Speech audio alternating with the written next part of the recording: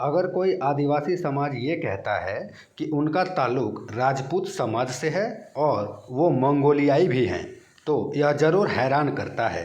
इससे अगली कड़ी में यही जनजाति फिर ये भी कहता है कि उनका बौद्ध धर्म से भी ताल्लुक है, तो उलझन और ज़्यादा बढ़ जाती है। ऐसे ही एक जाति के बारे में आज जानेंगे, जिस जाति को हम थारू जाति या थारू समाज के नाम से जानते हैं।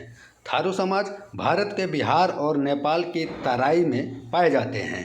आखिर क्या कारण है जो थारू समाज के लोग अपने आप को मंगोलियाई मूल के और सिसोदिया राजपूत मानते हैं?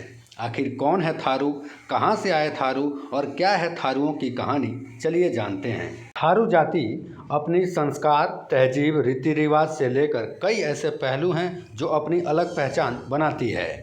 वे मूल रूप से राजपूत मूल के थे, लेकिन फिर थार रेगिस्तान से नेपाल चले गए। यह मंगोल मूल के माने जाते हैं। थारू नेपाल और भारत के सीमावर्ती तराई क्षेत्र में पाई जाने वाली एक विशिष्ट जनजाति है।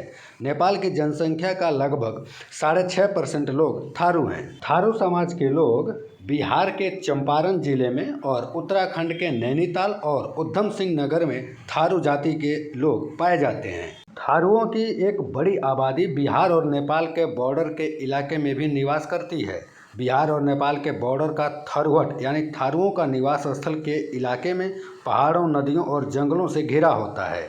थरवट में बसने वाले थारुओं में आज भी पहाड़ों और जंगलों के बीच थारुओं में हमें वो संस्कृति और संस्कार देखने को मिलती है जिसको लेकर थारू जनजाति जानी जाती है। समय के साथ साथ बहुत कुछ बदल चुका है, लेकिन सबसे पहले सवाल ये उठता है कि आखिर इस इलाके का नाम थरवट क्यों पड़ा और थारू इसी जगह आकर क्यों बसे थे। थारू जनजाति पूरे भारत में बहुत गिने चुने राज्यों में ही निवास करती है। ज़्यादातर थारू जनजाति नेपाल से लगे तराई के इलाके में निवास करती है।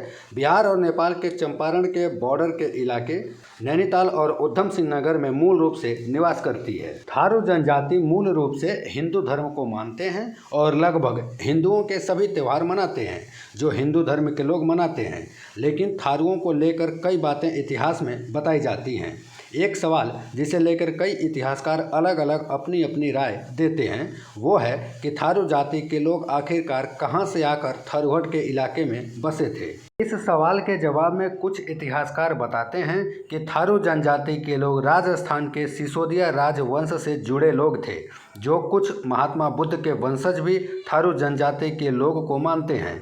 वहीं कुछ थारू समाज को मंगोलों से भी जोड़ने की कोशिश करते हैं। कुछ इतिहासकार बताते हैं कि थारू जनजाति के लोग राजस्थान से हैं, तो कुछ महात्मा बुद्ध के वंशज बताते हैं। कुछ इतिहासकारों का दावा है कि थारू जनजाति की जड़ें हिमालय में हैं। 13वीं शताब्दी में मंगोलों के आक्रमण के कारण थारू लोगों को मैदानों में पलायन करने के लिए मजबूर होना पड़ा। वहीं कुछ थारू समाज को मंगोल ही कह देते हैं।